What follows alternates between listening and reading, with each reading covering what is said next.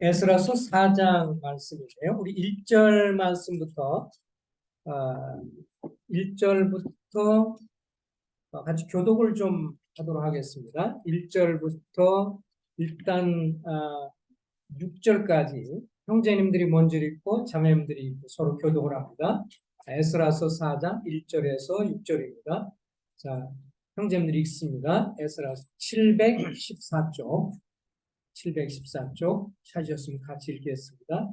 시작. 사로잡혔던 자들의 자손이 이스라엘의 하나님 여호와의 성전을 건축한 다음을 유다의 베냐민의 대적이 듣고 스룹바벨과 무장들에게 나아가니 우리도 너희와 함께 우리도 너희를 같이 거야. 아스르와 에사가 우리를 이기로오게 네가 하나님의 이름을 스룹바벨과 예수와 기타 이스라엘 족장들이 이르되 우리 하나님의 성전을 건축하는데 너희는 우리와 상관이 없구나.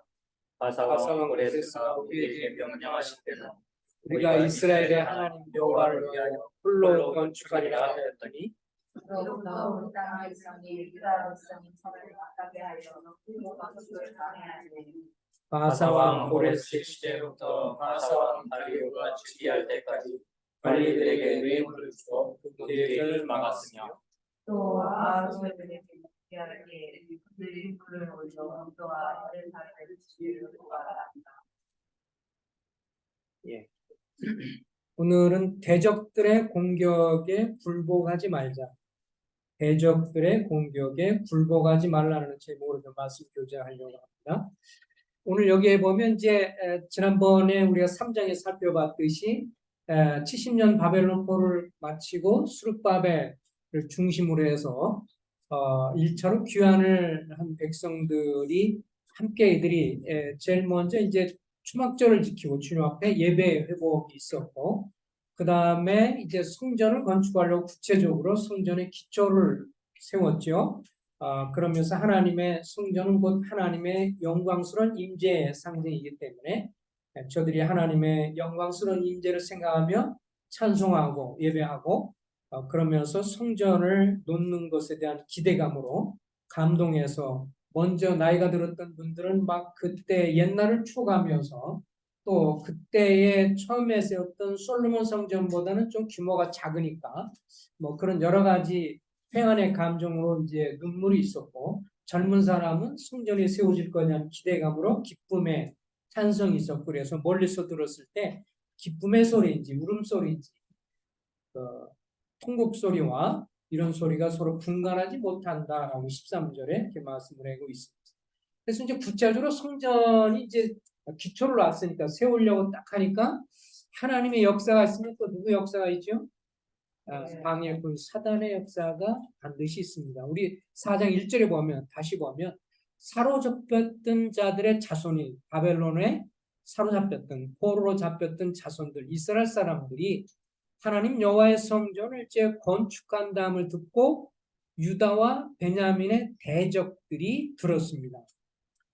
이 대적들이 누구냐 하면 이 4장 17절에 보면 4장 뒷부분에 보면 이 사람들이 왕이 방백 르흠과 서기관 심세와 사마리아 거주하는 그들 동편들과 강 건너편 다른 땅 백성에게 조서를 내리되 여기에서 이 유다와 이 사람들 여기에 유다와 베냐민의 대적은 바로 방백 르흠 서기관 심세 다시 말하면 사마리아 사람들입니다. 사마리아 사람들이 사실은 이제 유다와 베냐민의 대적이 돼서 이렇게 대적들이 나타나서 성전 건축하는 것을 이제 어떻게 보면 방해를 하게 되는데요. 처음에 이들이 이 대적들이 쓴 공격은 뭐냐면 적극적인 공격이 아니었고요. 융화 혹은 타협안을 제시했습니다. 그래서 어떻게 하냐면 여러분들이 성전을 건축하려고 그래요? 와 좋습니다. 우리도 하나님을 섬기는 사람이니까 우리 함께 성전을 건축합시다. 이렇게 이제 제안을 하는 것입니다. 그러면서 2절에 보니까 그렇겠죠. 우리도 너희와 함께 건축하게 하라. 우리도 너희와 같이 너희 하나님을 찾노라. 아수르 왕 에알핫돈이 우리를 이리로 오게 한 날로부터 우리가 하나님께 제사를 드리노라. 이렇게 이야기를 하는 것입니다. 그러니까 이 사람들이 이제 아까 사마리아 사람이라고 하는데 사마리아 사람들이 대략적으로 성경을 보면 사마리아 사람들이 생긴 이유를 뭐 전에 한번 살펴봤죠. 누가 쳐들어왔어요? 북방 이스라엘을 아수르 사람들이 주님이 오시기 722년에 AD 722년에 북방 아수르 사람들이 이스라엘 지역을 공격을 해왔습니다. 이스라엘이 솔로몬 이후에 북방 이스라엘, 남방 유다 이렇게 나눴었죠. 남쪽 유다, 북방 이스라엘. 이스라엘은 10개 부족이 세워진 연합이 됐고 남방 유다는 베냐민과 유다하고 이들을 나중엔 다 그냥 이스라엘을 통칭해서 통칭하는 말이 베냐민 유다 족속이라고 표현도 하지만 어쨌든 대표적으로 다윗을 왕으로 세웠던 족속들도 결국 누구예요? 베냐민 유다가 먼저 이렇게 시작을 했죠. 어찌됐든 그래서 이제 아수르가 공격을 했는데 역사에 보면 세계사에서는 아수르라고 하지 않고 뭐라고 말하죠? 아시리아로 나오죠. 아시리아 사람들이 굉장히 잔인한 쪽으로 나와 있습니다. 이 사람들이 전쟁에서 포로를 잡으면 사람을 가죽을 벗겼다 그런 표현이 있어요. 사람을 죽여서 가죽을 이렇게 벗겨놓으라고 하는 잔인한 사람들인데 이 사람들이 이제 북방 이스라엘을 720년에 점령해서 어떤 정책을 쓰냐면 완전히 다 죽이면 좀 그러니까 자기 아수르 사람들의 상당한 사람들을 데리고 옵니다. 그러고 나서 또 사마리아 북방 이스라엘 사람들을 데리고 갑니다. 그렇게 하면서 데리고 와가지고 강제로 이스라엘 사람들하고 강제로 국제 결혼을 시키는 거죠. 강제로. 그리고 여기서 이스라엘 사람들을 아수르를 끌고 와서 그쪽에서 결혼시켜서 혼혈을 만들어 놓은 겁니다. 그래서 성경에 보면 이 사람들이 누구냐면 사마리아 사람이다 이렇게 말하죠. 그래서 예수님 당시에도 사마리아 사람들에 대해서 이스라엘 사람들이 좋아했어요? 싫어했어요? 싫어했어요.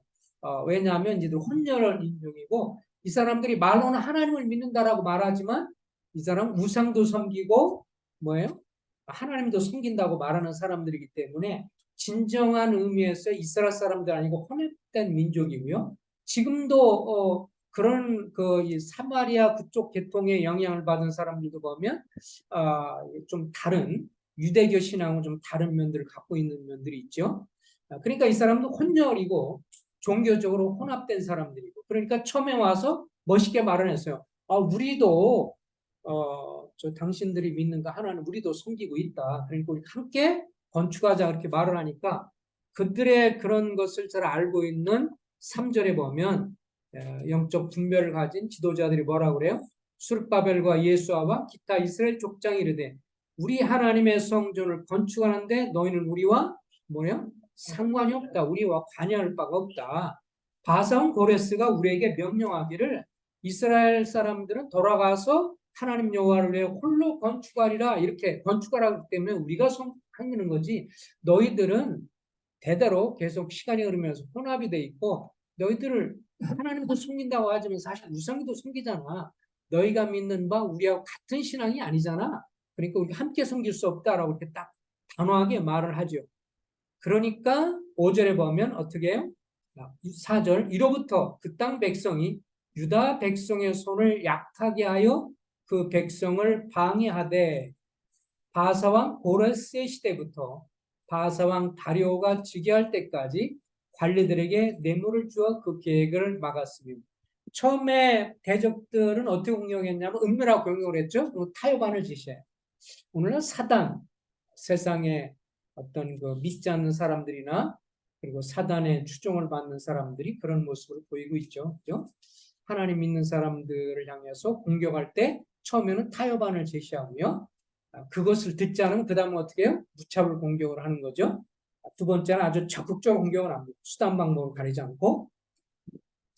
그래서 이 사람들이 바사왕 고레스가 처음에 이렇게 이제 이 페르시아 왕 고레스가 오를 때부터 그 다음에 바사왕 다리오가 즉위할 때까지 계속해서 관리들에게 뇌물을 주고 그 계획을 막았다 이렇게 말을 해 주고 있습니다. 그래서 이제 6절 보면 아하수에로 왕이 나오고요. 아하수에로 왕 때도 이스라엘 사람들을 고발해요. 그리고 7절에도 보면 아닥사스 때에도 고발을 합니다. 그래서 11절에 아닥사스 왕에게 올린 그 글의 초본이 이러하니 그러면서 이 사람들이 계속해서 공격을 합니다. 근데 역사적으로 보면 이건 이제 성경에 약간 좀 메모를 좀 하시면 좋겠어요. 요 사장이 있을 때 사장이 이렇게 역사적으로 순서를 보면 이렇게 말할 수 있습니다. 처음에 고레스 왕 그리고 4장 5절에 보면 고레스 왕이 나오죠. 고레스 왕이 4장 5절입니다. 그 다음에 이 페르시아 왕이 누구냐? 그 다음이 다리오 왕입니다. 그래서 4장 24절이라고 가로하고 4장 24절 표시해 주시고요. 그 다음에 아하수에로 그래서 가로하고 4장 6절 그리고 그 다음이 아닥사스다 왕 그래서 4장 7절. 그러니까 순서를 따지면 고레스 왕이 4장 5절에 나오고요. 그 다음에 4장 24절에 보면 다리오 왕이 나오고요. 그 다음에 4장 6절에 아하수에로 왕이 나오고 그 다음에 아닥사스다 왕 4장 7절에 이렇게 나옵니다. 그러니까 무려 그래서 이 4장은 그 역사적으로 이렇게 보면 시간 순서로 이렇게 기록하기보다는 어떻게 보통 많이 보냐면 시간 순서가 아니라 뭐예요? 방해 공작한 사건들을 모아서 종합적으로 쭉 그냥 다룬 거예요.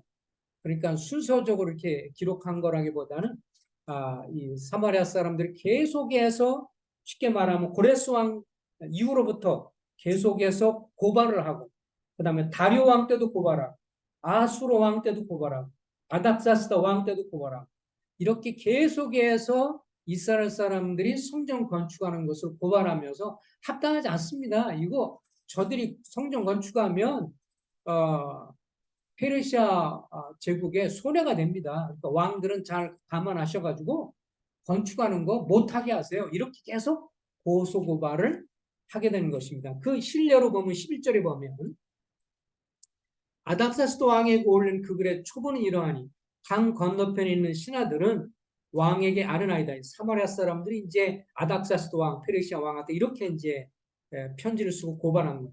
당신에게서 우리에게 올라온 유다 사람들이 예루살렘에 이르러 이 폐역하고 악한 성읍을 건축하는데 이미 그 기초를 수축하고 성곽을 건축하오니 그러니까 이스라엘 사람들이 성전을 건축하니 그들이 악하다고 말하죠. 13절 이제 왕은 아시옵소서 만일 이 성을 건축하고 그 성곽을 완공하면 전부리가 다시는 조공과 관세와 통행세를 바치지 아니하니 결국 왕들에게 손해가 되리이다.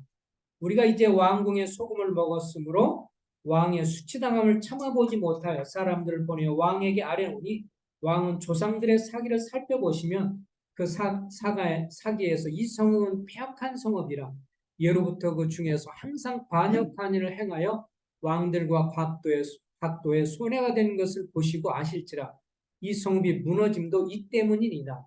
이제 감히 왕에게 아뢰노니 이 성읍이 중건되어 성곽에 준공되면 이로 말미암아 왕의 강 건너편 영지가 없어지리다 하였더라.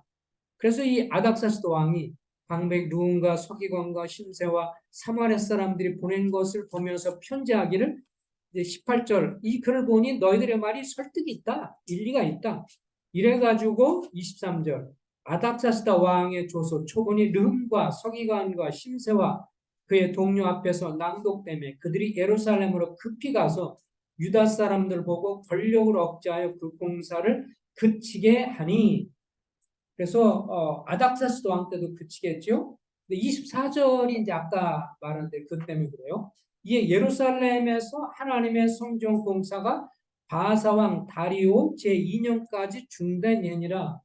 그래서 24절을 보면 아닥사스 왕 다음에 이제 다리오 왕이 있는 것처럼 느껴지는데 역사적으로 보면 순서가 그건 아니라는 걸 말씀드린 거예요. 고레스 왕 다음에 누구라고요? 다리오 왕. 그 다음에 아까 말한 것처럼 아수에로, 아닥사스 왕. 그럼 왜 이렇게 편집했느냐? 그 연대적인 것보다는 계속해서 이들이 방해 공작한 거를 사건별로 이스라엘 민족을 보수고발해 성전을 방해한 것을 중심적으로 기록하고 특별히 아닥사스도 왕에 올린 것이 잔인하고 간교해서 더더욱 그렇게 봉사가 중단됐다는 것을 표현하면서 이렇게 끄집어 모았다고 하는 것을 좀 이해를 하시면서 보면 좋겠습니다. 어쨌든 4대 왕들 고레스, 다리오, 아하수아로 그 다음에 아닥사스다 그래서 전반적으로 몇 년이냐면 16년이에요. 몇 년이라고요? 16년 동안 계속해서 이렇게 방해 공작을 해서 성전 건축이 중단이 되었습니다. 그래서 이제 대적들의 공격이 먹혀 들어갔죠. 처음에는 이렇게 융화 정책 썼다 나중에 아주 적극적으로 그리고 그때 당시에 페르시아의 지배를 받고 있었고 또 이스라엘은 약한 민족이었기 때문에 페르시아가 그 지역을 크게 아주 엄청 크게 다스리던 시대이기 때문에 강제로 이제 왕에 의해서 성전 건축이 고발로 인해서 그렇다고 성전 건축한다고 이스라엘 사람들이 뭐 페르시아를 공격할 것도 아니고 그럴 것도 아닌데 어쨌든 페르시아 아닥사스 왕 아하수르 이런 사람들의 마음을 간교하게 성전이 건축되면 여러분한테 세금도 안 바치고 여러분한테 손해입니다. 그러니까 저거 허락하지 마세요. 이렇게 거짓 고발해서 중단시켰다고 하는 것입니다. 그래서 이 4절에 보면 4절에 보면 이런 표현이 나와.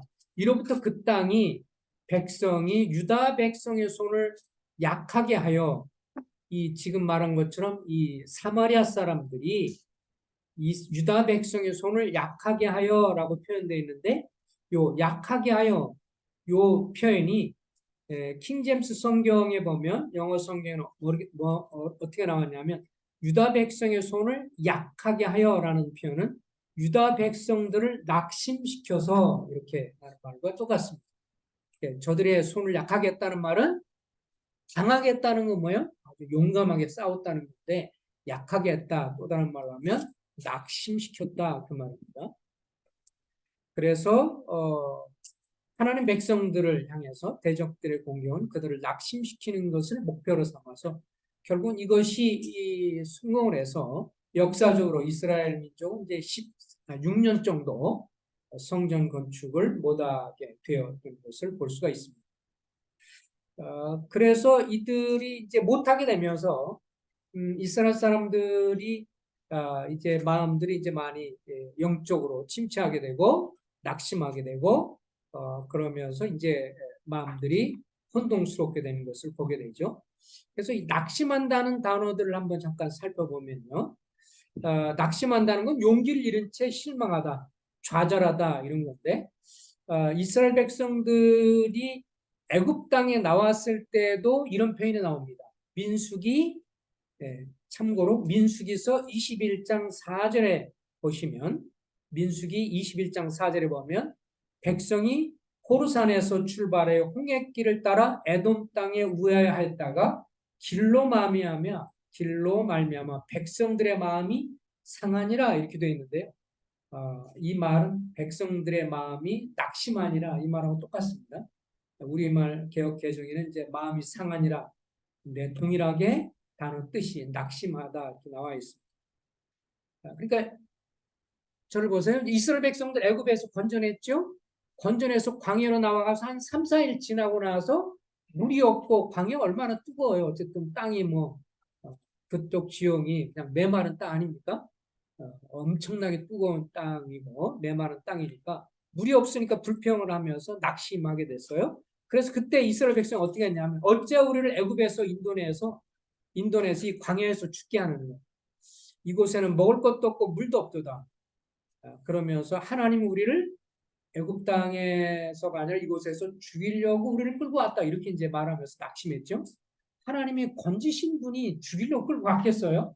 이제 마음이 낙심이 되면 이렇게 이제 오기가 생기는 건지 말이 곱지 않아요. 하나님한테 우리를 죽이려고 끌고 왔느냐 이렇게 했었는데 나중에 이제 그러고 나서 가나안 땅을 보고 이제 12지파한테 가서 다 포기하고 나서 그 땅을 점령하라고 신명기 1장에서도 보면 점령하라고 이렇게 말을 하죠. 그러니까 신명기 1장 21절에 보면 또 이런 말이 나와요. 너희 하나님 여호와께서 이 땅을 너희 앞에 두셨은즉 너희 조상의 하나님 여호와께서 너에게 이르신 대로 올라가서 차지하라. 두려워하지 말라. 주저하지 말라. 이렇게 신명기 1장 21절에 주저하지 말라. 근데 그것도 영어 성경에 보면 낙심하지 말라. 주저하지 말라. 낙심하지 말라. 똑같은 말이에요. 낙심하면 주저하고 주저하면 낙심한 거죠. 주저하지 말라. 낙심하지 말라. 25절에 그러니까 나중에 이제 여기는 적각불이 흐르는 땅이다. 그러니까 25절에 저들이 그 땅의 열매를 가지고 오니까 그들이 하는 말이 뭐냐면 그 땅이 좋기는 좋더라 이렇게 말했어요. 이스라엘 백성들이 뭐라 그랬다고요? 그 땅이 좋기는 좋더라. 그런데 그 다음이 중요해요. 좋기는 좋은데 그래서 28절에 모세가 이렇게 말합니다. 우리의 형제들이 우리를 낙심케 하여 왜냐하면 좋긴 좋은데 우리는 메뚜기 같고 그들은 뭐라고요? 그들은 막 기골이 장대한 거인들이니까 우리는 죽겠다. 그러면서 통곡하면서 울고 통곡했어요. 그러니까 이제 모세가 뭐라 그러냐면 왜 너희들은 우리 형제들이 우리를 낙심하게 해서 말하기를 그 백성이 우리보다 장대하며 그 성은 크고 성곽은 하늘에 닿았다 이러면서 우리를 낙심시키느냐. 그러면서 이제 모세가 뭐라 그러냐면 30절에 신명기 1장 30절에 너희보다 따라서 읽어봅시다. 너희보다 먼저 가시는 너희의 하나님 여호와께서 애굽에서 하신 것 같이 이제도 너희를 위하여 싸우실 것이다. 여기에 참 표현이 기가 막히게 감동이 됐어요. 너희보다 뭐라고요? 먼저 가시는 너희 하나님 여호와가 애굽에서 10개 재앙을 통해서 애굽 사람을 멸하는 것처럼 가나안 땅에 들어갔을 때도 너희를 위해 싸울 테니까 두려워하지 말고 걱정하지 말고 통곡하지 말아라. 그렇게 해서 이들이 만약 여호수아와 갈렙은 뭐라 그랬어요? 그들은 우리의 답이다. 그러니까 걱정하지 말고 가자. 그들이 아무리 커도 우리가 이길 수 있다. 근데 그들은 그렇게 하지 않았죠. 그래서 어떻게 했습니까? 이제 통과하면서 못 가니까 하나님이 그래서 이들이 만약에 여호수아 갈렙처럼 확실히 믿고 갔다면 주님의 간섭함으로 어렵지 않게 가나안 땅을 얻게 됐겠지만 그들은 자기들의 상황이 열세하고 상황이 안 좋다고 하면서 낙심하고 죽게 되었다고 통곡을 하게 되면서 하나님이 그들한테 40일 동안 그 땅을 정탐해서 몇 년 동안을 광야 생활해요? 하루를 1년씩 해서는 40년 동안 광야 생활을 하게 됩니다. 그래서 이 앞서 행하시는 하나님에 대해서 이들은 잊어버리는 것을 보게 되죠. 앞서 행하시고 앞서서 역사하시는 하나님. 사실은 이번에도 이제 그때 중앙교회에 있을 때 존프레 형제님이 한 번 방문했었죠. 그때 한 번 와서 통역을 하면서 있었는데 그 전에도 온 적 있었나요? 전에 한번 옛날에 저기 있을 때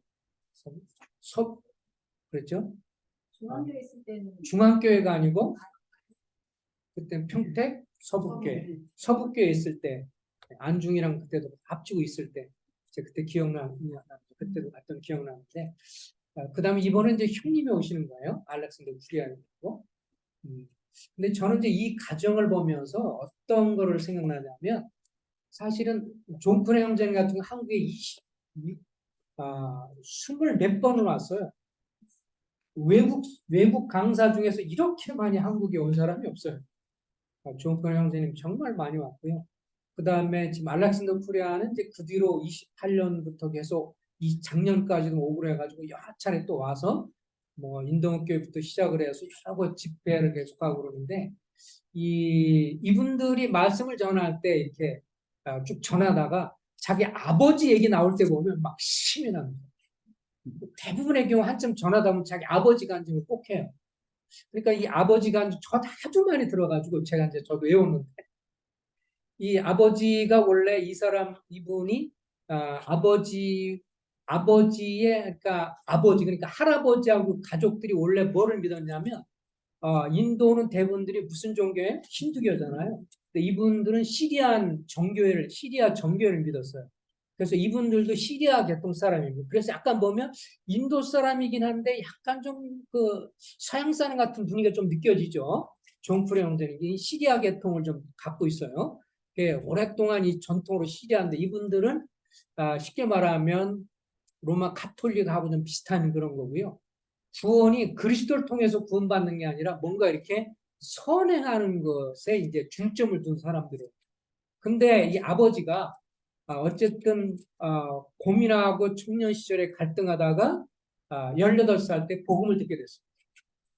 이 존 프리안과 알렉산더 프리안 아버지가 18살에 구원을 받고 나서 딱 보니까 자기 가족들한테 얘기를 하니까 완전히 우습게 생각하는 거예요. 그동안 시리아 정교에서 우리가 갖고 있는 위치와 이런 게 뭔데 그러면서 아버지가 막 그걸 자랑하고 그러니까 이제 와가지고 뭐 네가 이제 예수를 통해서 구원받고 어쩌고 그러면서 이거 족보도 알지 못하는 이제 시리아 정교라고 하는 막 이런 거에 대한 자긍심이 있는 사람들인데 뭐 이제 이런 거를 막 얘기하고 뭐 족보도 없는 사람들 예수 믿고 구원받는다 이런 거 얘기하는 것 같으니까 모임 사람을 통해서 복음을 들어가지고 우습게 여기고 막 아무리 얘기도 안 먹혀 들어가니까 나중에 18살 때 이제 집을 떠나게 됩니다.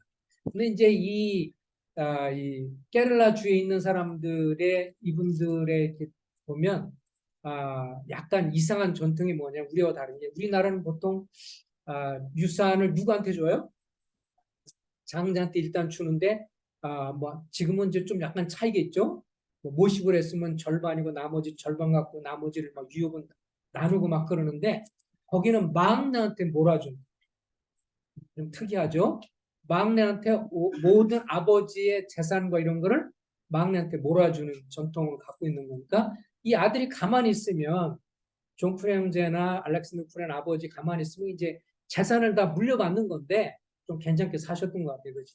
그런데 신앙을 다른 게 거듭나고 막 이러니까 자기가 가만히 있어봐야 도저히 이걸 감당할 수 없고 믿어주지 않으니까 나중에 편지 한 장을 딱 써놓고 이제 떠나게 되는 겁니다. 어쨌든 내가 주님을 알고 있어서 내가 그동안 막내로서 모든 권리를 제가 포기합니다. 저한테 오는 재산 이런 거 다 포기하고 주님만 믿고 제가 살겠습니다. 그러면서 이제 그분이 붙들었던 것 중에 하나가 그 사무엘상 2장에 나와 있는 것처럼 나를 존중히 여기는 자를 내가 존중히 여기고 나를 멸시하는 자를 내가 경멸하나 그 말씀 붙들고 어쨌든 모든 걸 포기하고 떠납니다. 그러고 완전히 빈털터리로 성령차 하나들도 이제 이렇게 떠나게 됐어요.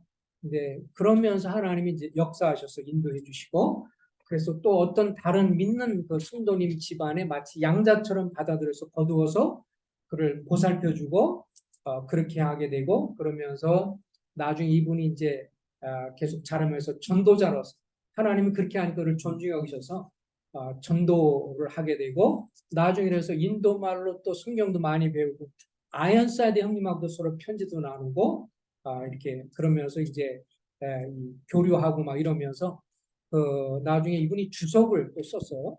성경 주석도 쓰고요. 자기 말레알람어로 쓰기도 하고 그래서 뭐 이런 데서는 뭐 우리가 이제 한국에 나오면 존 프리안 형제님, 뭐 알렉산더 프리안 이렇게 하는데 인도에서는 이제 그 아버지의 아들, 그 누구 프리안의 아들이야? 그럼 오 그래 이렇게 하는데 자기는 이제 아버지 아들로 알려진 만큼 그래서 이분들이 이제 이 간증하면서 이렇게 할 때 항상 보면 주와 복음을 위해서 살고 주님을 경외하는 자를 주님이 자손에게 복 준다고 하는 것에 대한 그 믿음이요. 이분들은 아주 굉장히 담대한 그 부분에 있어서 자녀를 그 아버지가 아마 그러고 나서 거의 9남매인가 뭐 이렇게 엄청 많이 두셨는데요. 그 얘기하는 거 보면 그 자식 중에서 주님 섬기고 전임으로 섬기는 가족이 몇 명 있고요. 딸들도 거의 전임 일꾼의 아내들이고 뭐 이러면서 다들 주님 섬기는데 지금도 그 가문이 영적 가문이에요. 그래서 그런 걸 보면 어떤 느낌이 드냐면 주님을 충성스럽게 섬기고 주님 의뢰할 때 그 자손들이 어떻게 하신다? 복 주신다는 그런 거를 이분들은 그거에 대한 감사와 감동. 이분들이요 사실은 인도 분이고 그런데 미국이나 전 세계로 다니면서 말씀해요. 이 두 형제님이 다 그래요. 이분도 보면 뭐 아프리카부터 시작해서 미국부터 해서 저쪽 루마니아부터 시작을 해서 이 두 분들이 다 그래요.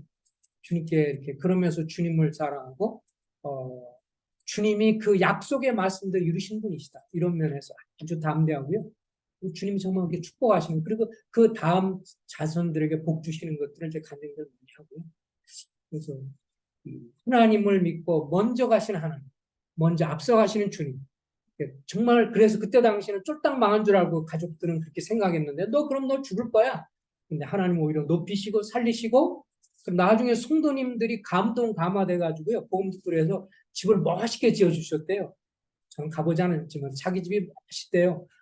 인도에 있는 성도님들 헌금해가 지어 주셨고 그러면서 쫄쫄이 굶어서 이렇게 집 없이 나간 사람을 하나님 이렇게 선대하셔서 그렇게 그래서 인도에 있어서는 굉장히 쓰임 받는 그런 가문으로 이렇게 아버님이 쓰임 받으셨고 자녀들도 그런 것 같습니다. 어쨌든 하나님의 백성들이 낙심할 때 어떻게 되느냐? 이 백성들이 아까 말한 것처럼 몇 년 동안 중단됐다고 16년 동안 성전 건축 중단됐어요. 그러니까 백성 낙심하니까 어떻게 되냐면요. 하나님의 뜻을 성취하는 데 관심이 없었어요. 16년 동안. 그래서 나중에 보면 이때 시기에 이제 16년 동안 있으면서 이것들을 일깨운 선지자가 있습니다. 따라서 보십시오. 학계 선지자가 이때 이제 다니면서 얘기하는 겁니다. 뭐라고 말하냐면 우리가 많이 들어봤던 것처럼 너희 집은 멋있게 있으면서 성전 건축 안 하느냐? 이렇게 이제 편벽한 집. 우리 한문으로 편벽이라는 게 도대체 뭐냐? 호화로운 집. 너희 집은 호화로우면서 너희가 성전 건축 안 하느냐? 이렇게 이제 책망도 했었고요. 그리고 그들이 뭐라 그러냐면 지금이 성전 건축할 때가 아니야 이렇게 말했어요. 그러니까 이제 방해 공작이 너무 심하다 보니까 이들이 마음 가운데 성전 건축을 못하겠다 이렇게 했어요. 그러니까 자기들 짓느냐고 이제 바쁘고요. 하나님이랑 관심이 없고 그러니까 영적으로 침체하게 됐죠. 영적으로 침체하니까 뭐예요? 자기 살뜰 궁리만 하고 이제 하나님을 예배하는 것도 잃어버리고 그다음에 주님 앞에 찬송과 감사도 잃어버리고 각자 자기 일들이 바쁘고 그러니까 그때 당시에 그러면서 그들은 열심을 내고 막 씨도 뿌리고 막 그러는데 학개서에 보면 무슨 말이 나오면 우리 학개서 1장을 우리 요때 이제 학개 이때 당시에 하나님이 선지자를 보내서 이스라엘 사람들 일깨우게 되는데 학개에서 잘 찾지 않는 데라서 이런 데가 좀 찾기 힘들죠. 1312쪽 학개에서 2장에 보면 학개에서 1장입니다. 자, 이 시기에 이때도 보면 여기 이제 누가 나오냐면 1장 1절에 보면 누구 왕이 나와요? 다리오 왕이 나오죠. 아까 고레스 다음에가 다리오라고 그랬죠. 그러니까 이제 다리오 왕 때 이들이 이제 뭐라 그러냐면 하나님께서 여호와의 말씀이 선지자 학개에게 말미암아 스알딜의 아들 유다 총독 수룹바벨과 여호사닥의 아들 대제사장 여호수아는 똑같아요. 아까 수룹바벨과 예수아가 같이 함께 있었죠. 에스라서에 보면 2절에 같이 한번 읽어보겠습니다. 시작. 만군의 여호와가 이같이 이 백성이 말하기를 여호와의 전을 건축할 시기가 이르지 아니했다. 하도 반응적이 많고 막 오랫동안 이렇게 압력을 가하면서 중단이 되니까 백성들의 마음이 어떤 생각이 드는 거예요? 지금 성전 건축할 때가 아닌 거야. 이렇게 이제 생각을 한 거예요. 너희가 여호와의 전을 건축할 시기가 이르지 아니었다고 하느니라. 여호와의 말씀이 선지자 학개에게 임하여 이르시되 4절 같이 읽겠습니다. 시작. 이 성전이 황폐하였거늘 너희가 이때 편벽한 집에 거주한 것이 오냐. 여기서 아까 말했잖아 한벽? 이 성전이 황폐하였거늘 너희가 이때 판벽한 집에 판벽이라는 것을 한문을 찾아보면 뭐라 하냐면 호화로운 집. 예. 그러니까 너희가 호화로운 집에 거주하는 것이 맞느냐? 왜냐하면 성전이 지금 다 황폐하게 돼서 건축을 하다가 우리가 멀지만 건축하다가 중단시켜 놓으면 그 중단된 건물 보면 어때요? 1년, 2년, 3년, 4년 되면 황폐하죠. 쥐새끼들이 들끓고 짐승들이 거기 살고 그러니까 얼마나 황폐해져요. 그러니까 5절에 그러므로 이제 만군의 여호와가 이같이 말하노라 너희는 너희의 행위를 살펴봐라. 우선순위가 어디 되냐? 너희가 주님 앞에 감동돼서 성전 건축을 하고 막 감동받고 막 그렇게 했을 때가 언제냐? 그때 감동돼가지고 눈물 콧물 흘리고 그랬는데 방에 홍작 있다고 낙심하고 실망하고 좌절하고 형편이 안 좋다, 여건이 안 좋다 그래서 실망하고 좌절하고 나서 뒤로 물러나는 거? 그래서 너희가 하는 말이 아직 성령 건축할 때가 아닌가 봐요. 이렇게 말하지 않았냐? 그러다 보니까 영적 그 충만을 잃어버리고 그냥 각자 자기 집 단장하는데 너희가 더 바쁘지 않느냐? 그러니까 행위를 살펴라 그러면서 6절 다 같이 읽겠습니다. 시작. 너희가 많이 부릴지라도 수하게 좀. 자, 이제 영적인 상태가 안 좋으니까 이제 그들의 삶의 모습이 이런 게 나오죠. 많이 씨를 뿌리는데 수확이 많아요, 적어요? 적어요. 먹을지라도 배부르지 못하며 마실지라도 흡족하지 못하며 입어도 따뜻하지 못하며 일꾼이 싹을 받아도 그것이 구멍 뚫린 전대. 전대가 뭐예요? 돈주머니. 돈주머니가 구멍 뚫려 술술했다. 돈이 저축이 안 된다는 얘기죠. 영적으로 만족을 잃어버린 모습을 보여주고 있는 거죠. 그러니까 이제 우선순위가 이제 잘못된 거죠.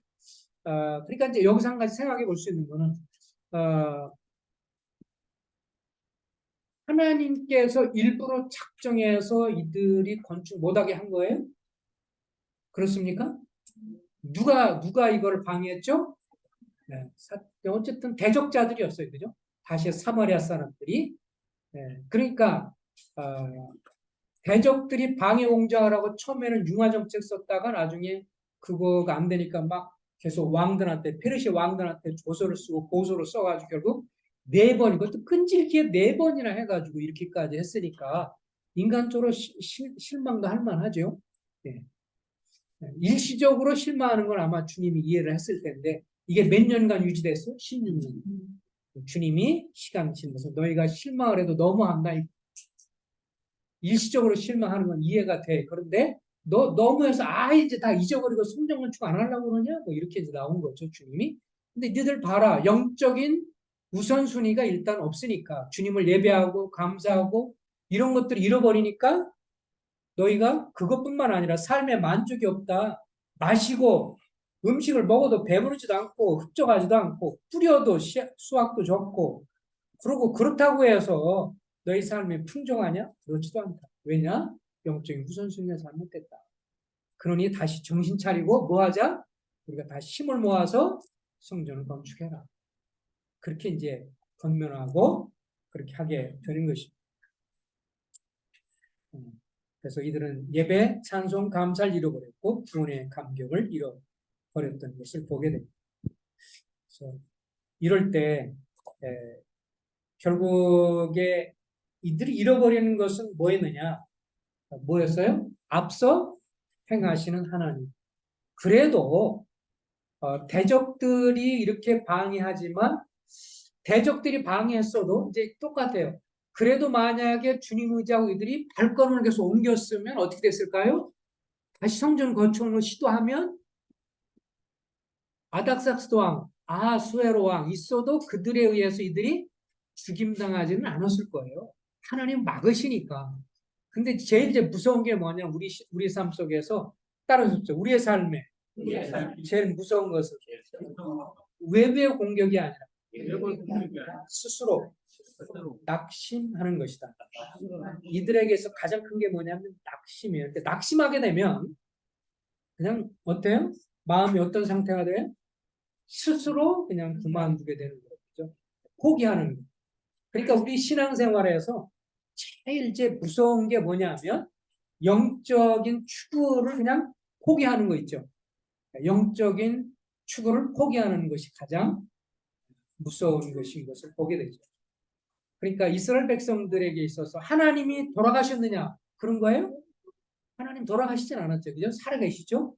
왕들이 아무리 뭐 이렇게 조서를 찍고 이렇게 도장을 찍어서 막 그랬어도 우리가 다니엘서를 보면 느끼는 거지만 다니엘서는 어떻게 했어요? 다니엘을 조롱했던 사람들이 다니엘을 갖다가 올무를 잡기 위해서 어떻게 했어요? 지금 어느 정도 기간 동안에 왕 외에 다른 어느 곳에도 절하거나 예배드리지 못하게 해주십시오. 그렇게 하는 자는 우리가 엄벌에 처한다고 해주십시오라고 그렇게 그 왕을 다리오 왕이나 이런 사람을 꼬셔가지고 다리오 왕 좋다 그래서 승낙을 했어요. 근데 나중에 어떻게 됐어요? 그거를 그렇게 도장이 찍힌 줄도 알고도 일부러 다니엘은 창문을 열어놓고 예루살렘을 향해서 기도하니까 이미 그렇게 하는 걸 알고 있었기 때문에 고소한 거잖아요. 눈꼬리 쉬어가지고 이 바벨론 사람들이. 그래서 그거를 보면서 딱 뭐 들어가가지고 나중에 어디로 던져줬어요? 사자굴에 던져줬잖아요. 그죠? 근데 사자굴에 던져지니까 죽을 줄 알았는데 어떻게 됐어요? 사자굴에 들어갔더니 하나님의 사제 이걸 막아가지고 다 가만히 있잖아요. 그 다음에 다리오 왕이 참, 그 다리오 왕이 그래도 보면 이 다니엘에 대한 사랑이 있었어요. 다니엘서 읽어보고 여기도 보면 다니엘 향해서 그래서 아침에 그날 밤에 뭐 이런 것도 아무것도 뭐 음악 행사 이거 다 안 하고 새벽 아주 꼭두 새벽에 빨리 뛰어가가지고 들어가서 다니엘아 너희가 섬기는 하나님 너를 살리셨냐? 너로서 다니엘이 뭐라고 그래요? 걱정하지 마. 나 여기 살았어. 그러니까 그때 딱 그렇게 말하잖아요. 다니엘을 고소했던 그놈들을 당장 잡아들여라. 그러니까 다니엘 나오자마자 성경 보면 재밌어 표현. 기억나시죠? 저들이 다니엘을 고소했던 사람이 땅에 떨어지기도 전에 사자한테 물려 죽었어. 땅에 떨어진다면 묻는 게 아니고 떨어지는 걸 그냥 잡아먹었어. 얘는 굶주렸던 사자들이. 그러니까 만약에 이스라엘 백성들이 이렇게 조소가 떨어진 거 알았어도 주님 의지하면서 하나님 성전만 쳐는 거 주님이 관여할 거라는 걸 알고 낙심하지 않고 스스로 포기하지 않고 한 걸음 한 걸음 뭔가 진전을 했으면 하나님 어떻게 해요? 도우시고 간섭하시고 그래서 하실 텐데 미리 겁먹어가지고 아이고 우리 못하겠다. 미리 포기하는 거. 미리 낙심하는 이걸 주님이 어찌 보면 제일 싫어하시는 것 같아요. 우리가 우리 삶 속에서 어떻든 뭐가 일이 진척이 안 되고 우리가 예배당을 생각하면서 쉽게 진척이 안 돼서 마음에 이렇게 좀 심란할 수는 있지만 그렇다고 해서 주저앉아서는 안 되는 거죠. 그죠? 마음은 불타야 된다고 생각합니다. 그리고 주님을 향해서 바라보면서 주님이 역사할 것을 바라보고 기대하고 그리고 낙심하지 말고 한 걸음 한 걸음 또 우리가 주님 앞에 믿음으로 얼마가 됐든 드리면서 이렇게 하는 주님 이거 드려오니 천배만배 축복해 주옵소서 이런 마음으로 그리고 역사하셔서 간송하십시오라고 그런 마음으로 낙심하지 나갈 때 하나님이 일하시라고 믿습니다. 낙심하지 마시고 끝까지 주님 바라보며 중단되지 않고 주님이 행하실 것을 보려고 믿습니다. 기도하겠습니다.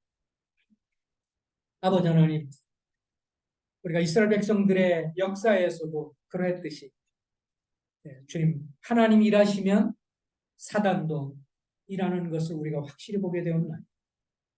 하나님 오늘 우리가 또 하나님의 이름을 위해서 우리의 영적인 성전을 건축해서 우리의 심령이 주님으로 인해서 낙심하지 아니하고 주님이 우리를 구원하신 구원의 감격과 또 하나님이 일할 것에 대한 소망과 또 주님 앞에 감사와 예배와 이런 것들을 회복하길 원합니다. 또 하나님이 그렇게 일하시며 역사하심을 바라오면서 또 이 평택 지역에 하나님이 일하시고 영혼들을 구원하시고 또 주님이 예배당을 허락하셔서 일하실 것을 향한 소망을 가지고 우리가 낙심하지 아니하고 나가기를 간절히 소원을 드립니다. 우리보다 앞서 행하실 주님을 우리가 믿습니다. 우린 연약하지만 또 우리는 여러 가지로 부족하지만 그러나 주님이 하나님의 방법으로 일하는 것을 믿습니다. 그리고 정말 주님이 역사하셔서 주님이 이 비전계를 높이 들어 쓰시고 역사해 주셔서 평택이 죽어가는 정말 돈이 많고 그리고 삼성으로 인해서 또 여러 가지로 인해서 나름대로 돈이 많고 부자도 많지만 영적으로는 황폐한 것을 주님이 아셔. 저들이 많이 먹고 마시고 즐거워하는 것처럼 보이지만 속은 죽어가고 있으며 영적으로 파리하고 그리고 주님이여 죽어가는 백성인 것을 우리가 알게 되었다. 저들에게 복음이 필요하고 생명이 필요하고 하나님의 복음을 알고 있는 사람들 통해서 복음이 증거되는 것이 필요하고 주여 주의 이름을 위해서 저희들의 명예와 저희들의 이름을 위해서가 아니라 주님의 이름을 위해서 주께서 앞서 행하시고 일해 주셔서 결국 주님 비전계 우리 성도님들 한 분 한 분을 통해서 다른 사람에게 축복의 복음, 이 생명의 복음을 전달하고 나누는 축복의 통로가 될 수 있도록 복을 허락해 주시기를 간절히 소원을 드리옵나이다. 마지막 시대에 저희가 주와 복음을 위해서 쓰임을 받다가 마지막 시대에 우리를 통해서 주님이 일하시고 역사하시고 복음을 통해 사람들이 돌아오고 사람들이 세워지고 후대 사람들이 세워지며 당내 차세대가 세워지는 그런 것을 보다가 주님을 만날 수 있도록 그것의 밑거름이 되는 우리가 될 수 있도록 축복해 주시고 일해 주시기를 간절히 소원을 드리옵나이다. 주님이 앞서 일하시고 일하실 것을 바라며 침륜에 빠져 뒤로 물러나지 아니하고 주의 이름을 위해 함께 주와 함께 달려가고 앞생하시는 주님을 따라 살기를 원하오되 예수 그리스도 이름으로 감사하며 기도합나이다. 아멘. 예, 감사합니다. 찬송가 예배 찬송가 329장